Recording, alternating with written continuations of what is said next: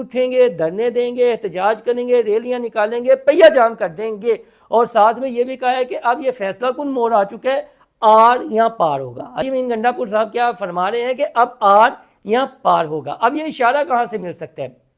دیکھیں پہلے انہوں نے امید باندھی تھی اس آئینی ترمیم سے، پھر امید باندھی تھی انہوں نے منصور علی شاہ صاحب سے.